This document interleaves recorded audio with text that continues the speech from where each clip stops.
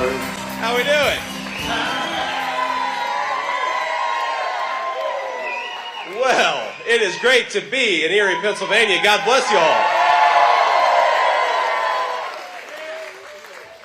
Now, here's what we're going to do. First of all, I want to offer a few notes of gratitude, and then I'm going to talk a little bit about why we believe in American trucking and American industry in this country, and why President Trump and I are going to fight for the truckers.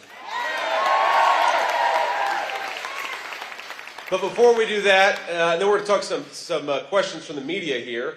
But before we do that, let me just make a few words of thanks here. So we have Macy Kantz, who owns a small business here in town. Where's Macy Kantz at? Can you wave to us? Macy, thank you so much for being here, and thanks for all your support. Let's give it up for Macy. We have Dan Doyle, owner of Reliance Well Services. Where's Dan? Dan, thank you, man. We have Slippery Rock Mayor, Marine, and most importantly, fellow JD Luhungo. And we've, of course, got Harold Bender and his beautiful family, the owner of Hardinger Trucking. Thank you, Harold. And I believe, Harold, you go by H, is that correct? All right, I'll make sure to call you H. So thank you all for being here, and we're here to celebrate American trucking and here to celebrate American industry and remind everybody just how good our truckers could do if we get better leadership in the White House, which is why we're going to send Donald J. Trump back to the Oval Office.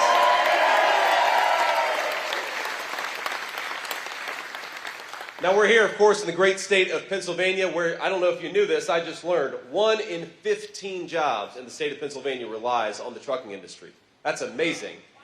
And yet we have a Vice President, Kamala Harris, who wants to be president, who thinks that our truckers, we ought to put them out of business, and that our truckers should all learn computer code. That's what Kamala Harris believes about the trucking industry.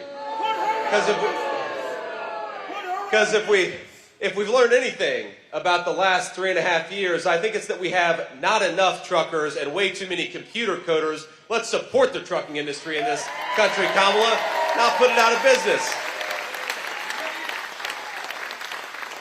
And if anybody needs to get a new job and learn to code, it's Kamala Harris. Ain't that right? Let's throw out office.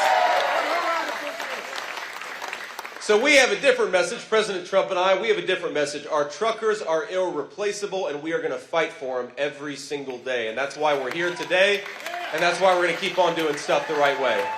Now, here's the thing that I think it's important for those, all of you get this, but I think a lot for especially our friends in the press and those watching at home. Look, if you don't have American trucking, nothing works. How do you think the groceries get to the grocery stores? From American truckers. How do you think that the things that you buy at Target or any other store, how do they get there? They get there with American truckers. We do not have an economy unless American truckers are able to do what they do so well. And we have a president right now and a vice president, Kamala Harris, who wants to raise the price of diesel, raise the price of gasoline, and have every trucker in this country drive an electric vehicle, which doesn't make a whole lot of sense, ladies and gentlemen. Now, we have a lot in the state of Ohio. We have a lot of great trucking companies, just like you do here in the state of Pennsylvania. And I was meeting with some local truckers when I was in D.C. at my Senate office. This is probably 6 or so months ago. And what struck me is not just that they were frustrated by Kamala Harris's policies. What struck me is how little Kamala Harris knew about the business of trucking in this country. In fact, I guess one of them asked a senior administration official, they said, well, you guys want us to all drive electric trucks. That doesn't make any sense. And they said, no. We're going to get electric trucks to the point where they're the same price as a normal diesel truck. And so I guess these truckers asked Kamala Harris's officials, well, how much does an electric truck cost right now? And they said about $150,000.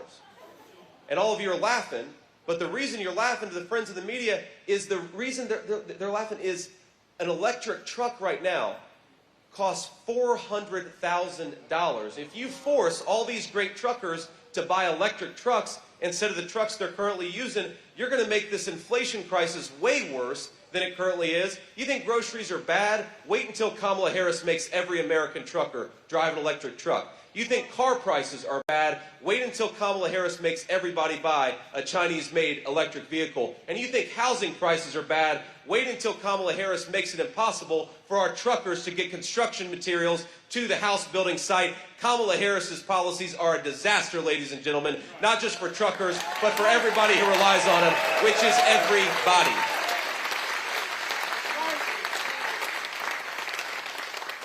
And I think we have to have some compassion for the people who've been affected by all of her terrible policies. It's one of the reasons why we've got to get Donald Trump back in the White House.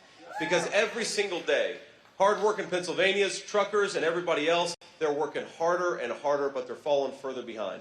And let's just tick through some of the information here. In the state of Pennsylvania, you are $11,400 poorer than you were, on average, than when Donald Trump left office. What that means is you have to spend almost $12,000 to get the same stuff now that you could buy 3.5 years ago. Is that prosperity? No. Absolutely not. Under Kamala Harris's policies, in Pennsylvania, the average worker's wages have gone down by 6%. So people are working harder and harder. Things cost more at the grocery store. Things cost more everywhere. And our workers aren't getting the wage increases they need to keep up. Donald Trump has a different idea. Donald Trump thinks we ought to have more take-home pay. Donald Trump thinks that our truckers ought to be empowered to do their jobs, and Donald Trump thinks that Kamala Harris ought to get the hell out of the office and let somebody who knows what they're doing.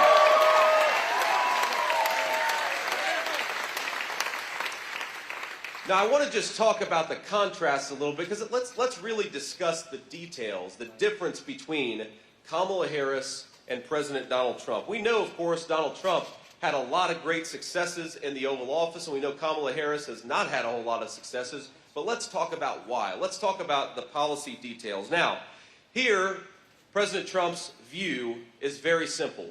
We're going to end this terrible affordability crisis, and we're going to increase take-home pay with 3 simple things. Number 1, we're going to stop 25 million illegal aliens coming into this country competing for wages against American workers. We're going to stop ridiculous job-killing regulations like the EV mandate. Let's buy American-made stuff, not Chinese-made stuff. And number 3, we are going to drill, baby, drill. We got plenty of energy right here in Pennsylvania. Let's get it out of the ground with Pennsylvania workers. Now, here's the other thing that Kamala Harris wants to do. Kamala Harris thinks that instead of deporting illegal immigrants, we should be giving them amnesties. Does that sound like a good idea?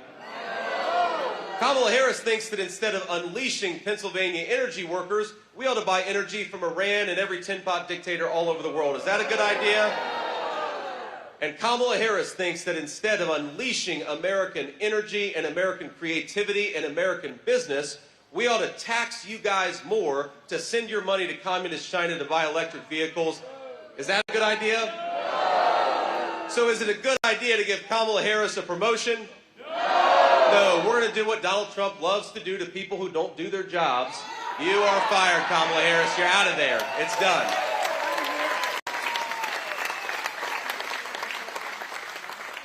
Now, the president actually just called me. I was sitting back there backstage, and the president called me, and he said, you know, the crazy thing is, JD, that Kamala Harris, she's pretending that she agrees with us on everything. And if you look at her campaign the past week and a half, she pretends that she agrees with Donald J. Trump on every issue. She is running a copycat campaign. Yep. And I said, Mr. President, I think I figured out what's going on. She wants my job. She's realizing that they don't have any chance. She's going to ditch Tim Walz, and she wants to run alongside Donald Trump. She's pretending she agrees with you on everything. But we can't let her pretend, ladies and gentlemen. We have to remind people of the real record. Kamala Harris wants to defund the police. Kamala Harris wants to ban fracking.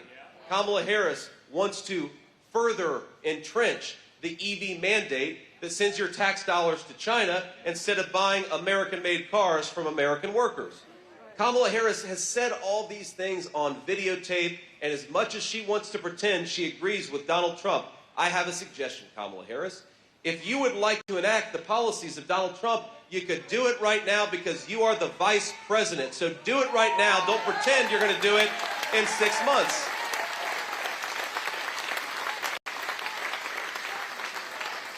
Now, I've been in politics for all of 2 years, and I've met some pretty shameless politicians.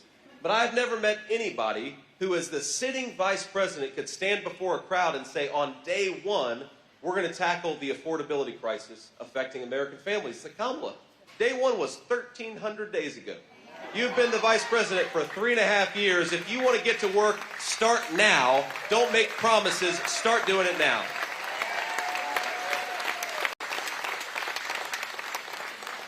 And here's the final big difference between Kamala Harris and Donald Trump. You know, I've been asked by the media, I've been attacked by the Harris campaign because I believe in a very simple principle, that our tax policy ought to reward American workers and American businesses, and I know Donald Trump agrees. So here is the contrast here.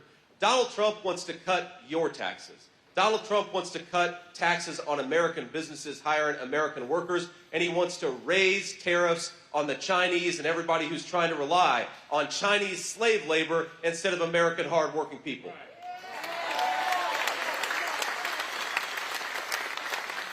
And Kamala Harris wants to raise your taxes and cut down on the tariffs that are making it harder for people to cheat and use Chinese labor instead of American workers. It's ridiculous. Why don't we make it easier to hire American and harder to rely on Chinese slave labor? That's the Donald Trump approach, and I know every single person here agrees with it.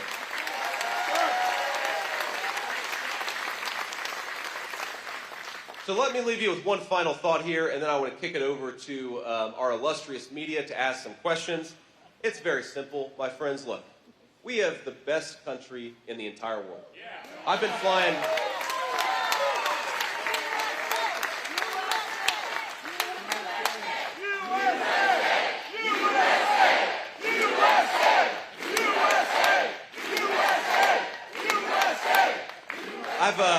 I've been flying all over the country, doing events like this all over the country with my beautiful wife. Isn't she lovely? Sorry to embarrass you, Usha, but you bring your wife to Erie, Pennsylvania, you got to embarrass her a little bit, right? And all I can think about when we fly into a new place or we drive to a new place is what a beautiful country this is. I'm a Buckeye, and yesterday I was in Big Rapids, Michigan, and it was hard to admit it, but Big Rapids, Michigan is a beautiful place. Erie, Pennsylvania is a beautiful place. We have got the best natural resources and the most beautiful countryside of any country on the face of the earth. And we've got something better than that. We've got the best history. We've got the best traditions. We have got the best workers right here in Pennsylvania. The only thing, thank you, the only thing that is broken about this country is its leadership. There is nothing that we cannot do as a people, nothing that we cannot do as a people. So let's send a message right here in Erie, Pennsylvania, all over the state of Pennsylvania, and all over the country. We are sick of the broken leadership of Kamala Harris. We're going to get a president who is equal to the challenge of this country and deserves to be the leader of its people. That's Donald J. Trump. And together, we're going to put him back in the White House. God bless you all. Thank you. And thank you for having me in Pennsylvania. Now, I know we have some reporters here. If you would, let's start with the local reporters. We'll have them ask some questions, then we'll kick it over to some national folks. Sir. Ma'am, I don't need a teleprompter. I've actually got thoughts in my head, unlike Kamala Harris.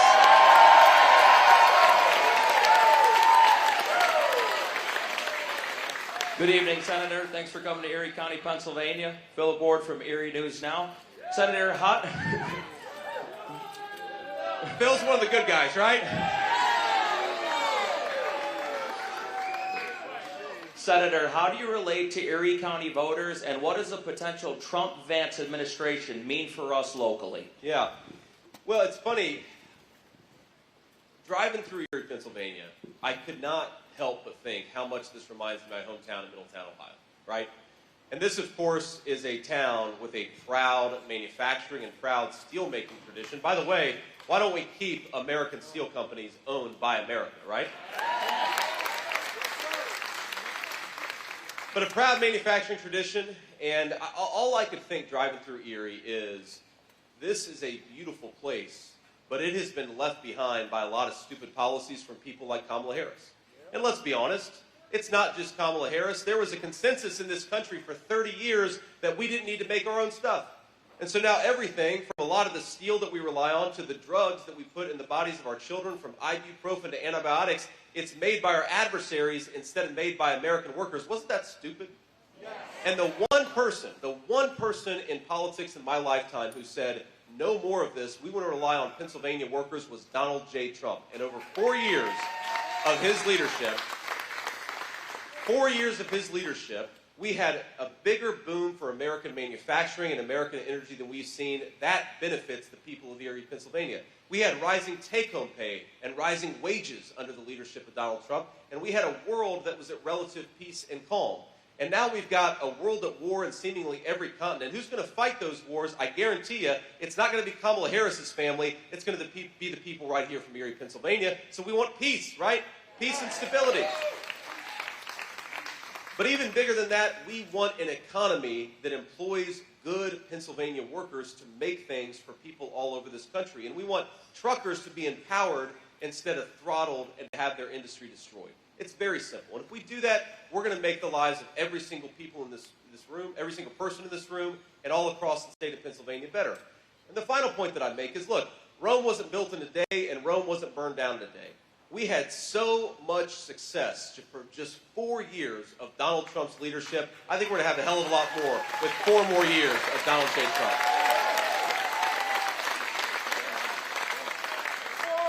Sir. Hello, Senator. Thank you for coming to Erie today. I'm Tyler Gallagher. I'm with Jet 24 News here. Erie's kind of had a declining economy and population.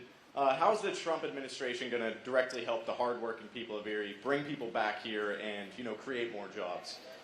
It's pretty simple, actually. But unfortunately, we have a leadership that's completely broken. I mean, the first thing that you have to do, if you want to help the people of Erie, Pennsylvania, is you have got to unleash American energy.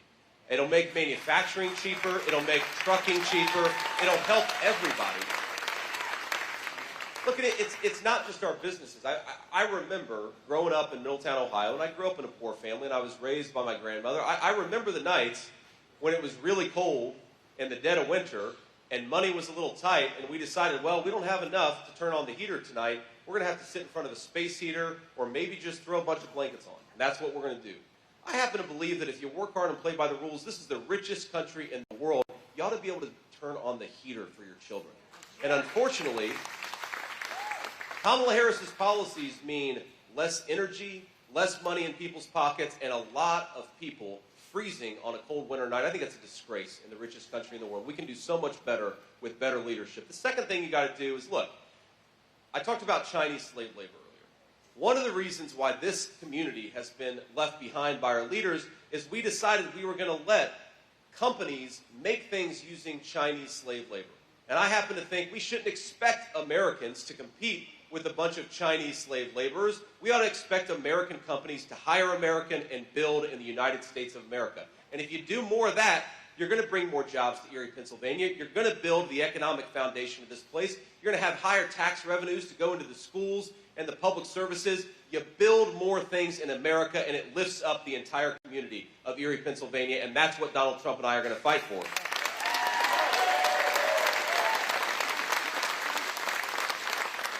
And then the final thing is, look, the number one issue when I go to places like Erie, Pennsylvania is inflation. The number two issue is, why did Kamala Harris open up the southern border and let these cartels bring in the poison that's killing our families? It's ridiculous. We've got to stop doing this craziness. She said on day one she wanted to open up the border. She said on day one she wanted to suspend deportations. She said on day one she was going to end Donald Trump's Remain in Mexico policy. Donald Trump has a different message for illegal immigrants. Pack your bags, because in 6 months you're going home.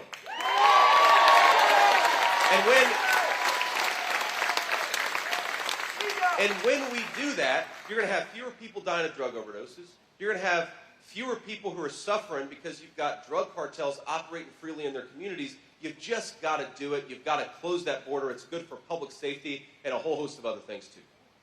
Other questions? Any more local? Yes, sir, I would love to go fishing. We're with you, JD. Hi, Senator. You have to bring about 40 Secret Service agents now, though. That's the problem. Ma'am. Hi, Senator. Kit Maher, CNN. I wanted to talk a little bit.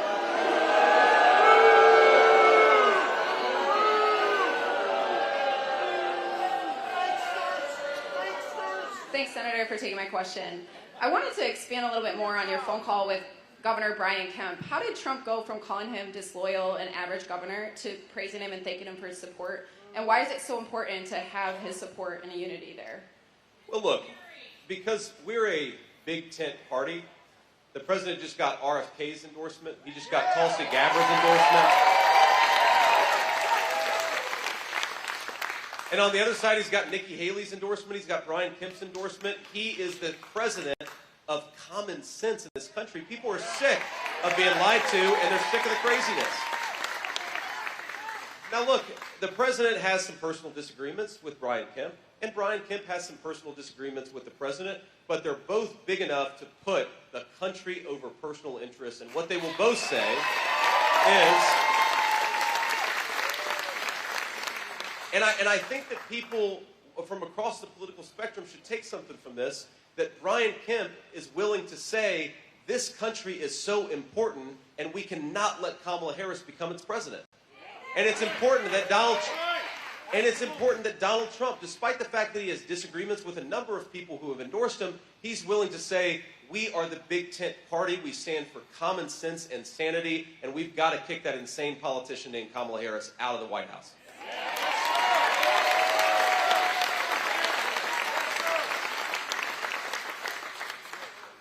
Ma'am, go ahead.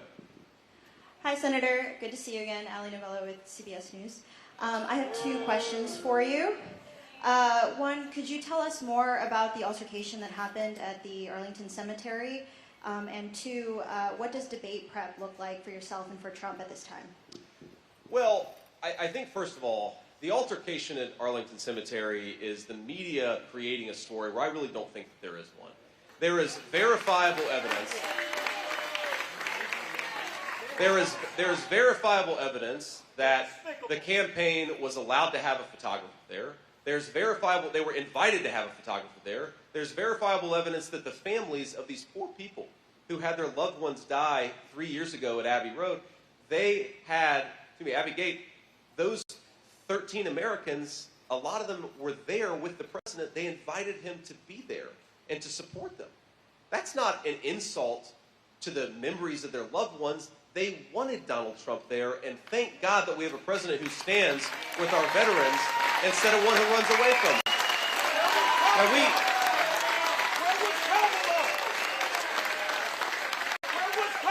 Now it is amazing to me that you have apparently somebody at Arlington Cemetery, some staff member, had a little disagreement with somebody, and the media has turned this into a national news story. You know what I think our veterans care a lot more about? That Kamala Harris's VP nominee lied about his military service. I think that our veterans care a lot more about that. And the other thing our veterans care a lot more about is that 3 years ago, 13 brave, innocent Americans died, and they died because Kamala Harris refused to do her job, and there hasn't been a single investigation or a single firing. Look, sometimes mistakes happen.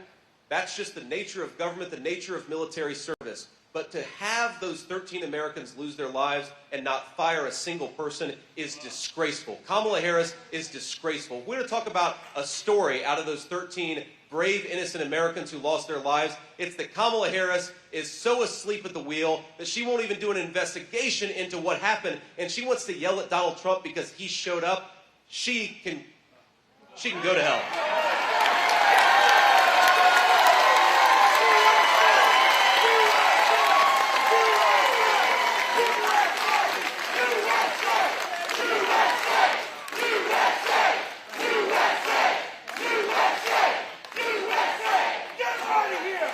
Thank you, sir.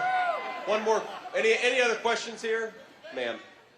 Oh, sorry, debate prep. Look, the way I'm doing debate prep is by spending time with these fine people. This is how I do debate prep. Is you get out there.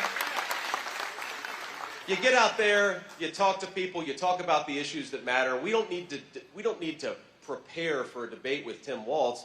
We need to get out there and talk. we need to get out there. Look, we need to get out there and talk to the American people. That's the biggest way that we're going to prepare for that debate on October the 1st. And I guess CBS is hosting it, right? So we got to be nice to her, ladies and gentlemen, because CBS is hosting the debate in a few weeks. Ma'am.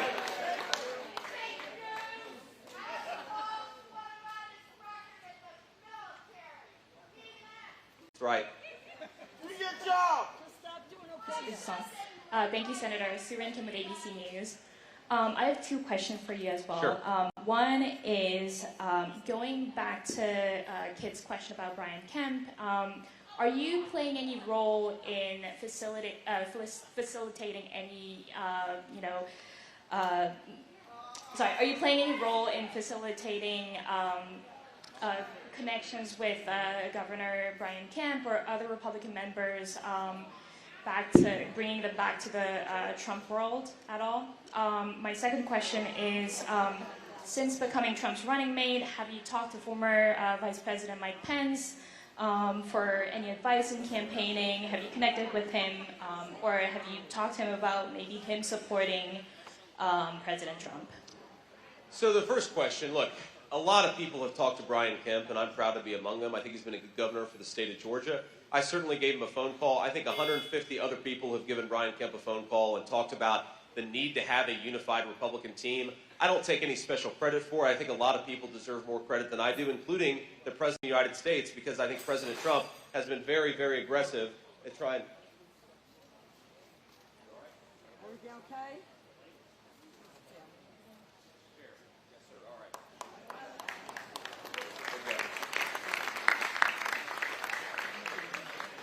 It's so humid in here. I thought we lost one of our Secret Service agents. I was worried about him, but we're good. God bless you, man. Glad you're okay. But look, the media, here's what the media wants to tell a story that somehow I have been the peace broker between Brian Kemp and Donald Trump. It's just not true. I reached out to Brian Kemp. I encouraged him to support the president, and he didn't take much persuasion. He wanted to support the president because he thinks Kamala Harris is going to be a disaster. So I think there are a lot of friends. There are a lot of friends of Brian Kemp's and a lot of friends of the president's. I think a lot of people deserve credit for this unified Republican ticket. I'm not going to take that credit myself. Ma'am. Can you hear me? I can hear you. Senator Yep. Vance, Emma Go Bonnet ahead. with NBC News. Thank you so much for taking all of our questions. Two questions, one local one and one international one. First of all, what are some of the specific policies you would implement to improve the lives of truckers in Erie, Pennsylvania? And then also, last night, Israel launched the largest raid in the West Bank in at least 20 years. Should the Israelis ask for American boots on the ground from a Trump-Vance administration, would you oblige, and how would you respond to these current events? I don't want to put American troops on the ground for anybody's wars but ourselves. Right? That's a very important principle. And I say that. And I say that as somebody who believes that the Israelis have every right to destroy Hamas. We support them in what they're doing, but they're not asking. They're not asking for American boots on the ground. They can take care of business themselves. They just need a vice president or a president who allows them to do the job instead of trying to take Hamas' side over Israel's, which is not what Donald Trump and I are going to do. The first question was about, sorry, I forgot your first question. The first question was about specific policies that would help truckers. Erie Yep, truckers. that's good. That's right. So look, the most specific policy that we have to help the truckers of Erie, Pennsylvania is to fire Kamala Harris and to replace her with Donald Trump, right? That's what we need to do. She is the source of so much that's broken in this country. But look, I mean, you talk to truckers, there are two big things that I think we can do. First of all, there are a lot of people who would like to be truckers, and our education system is trying to force everybody to go get a four-year college degree. There are a lot of truckers out there who make a lot more money and have a lot better job than four-year college degree holders. Let people do what they want to do and have an education system that empowers people to make their own choices for their own lives instead of forcing them to do what Kamala Harris wants them to do. That's number one. Number two, you talk to our truckers, what is the biggest cost that they have, the biggest increase? We ask them right there, they're all saying fuel in unison. Fuel has gone up, depending on where you are, between 35 and 55%, thanks to the policies of Kamala Harris. We have got to drill, baby, drill, unleash American energy. It'll help our truckers. It's going to help everybody else, too. And I'll take one more question before we hit the road. Senator Vance. Great. How has your military service and being a veteran prepared you to A, be a senator and potentially vice president of these United States? Yeah, I appreciate that question. Well,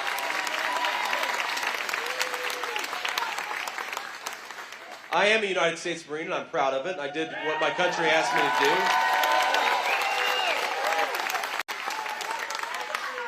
And look, I'd say the Marine Corps gave me two perspectives. Number one, what's great about the Marine Corps is whether you're a 19-year-old kid or a 23-year-old fresh out of college or a 45-year-old who's been in the Marine Corps for 25 years, the Marine Corps demands that you occupy positions of leadership. And it lets you make mistakes, and it teaches you how to improve from those mistakes. But the Marine Corps is the first taste I got of real leadership, and that's the most important quality in a vice president. You got to be able to lead people. Okay, that's what the Marine Corps taught me.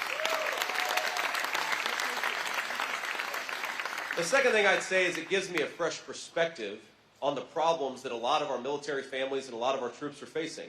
And one thing I learned in the Marine Corps is perhaps the most precious resource that we have in this country is the lives of our young people who put on the uniform and are willing to sacrifice it all for the United States of America. That is a precious, precious resource, a sacred. And it really is a sacred thing. I mean, you've got kids, some of the kids I served with in the Marine Corps, you had a guy, a Puerto Rican guy who grew up in poverty in the Bronx. I had a guy who grew up in a rich family in the suburbs of Maryland. We had my background. We had a kid who grew up from California.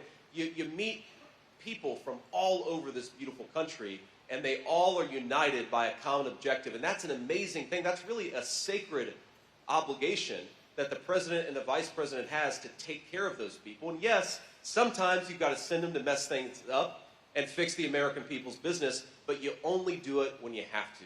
And you treat that resource with care. And when, as Kamala Harris let happen, you let 13 people die because you screwed up and didn't do your job, you at least got to have an investigation and figure out what went wrong so you don't do it the next time. You got to respect the troops, and that's the number one thing I take from my time in the United States Marine Corps.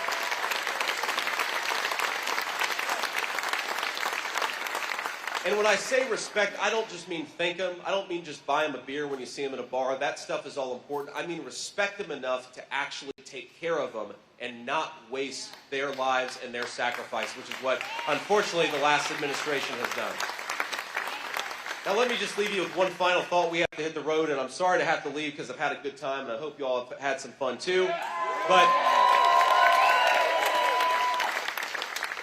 you all in Pennsylvania are going to get sick of me over the next 2 months because I practically live here in the state of Pennsylvania because this is such an important state for us.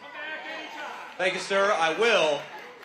And we got to remember, the only way, think of all the powerful interests, the broken bureaucracy in this country, the people who've gotten rich shipping your jobs to China, they want Kamala Harris. The only way to beat them and the only way to fight back is at the ballot box this November. Let's get out there, win Pennsylvania, re-elect Donald Trump, and take this country back. God bless you all. Thank you.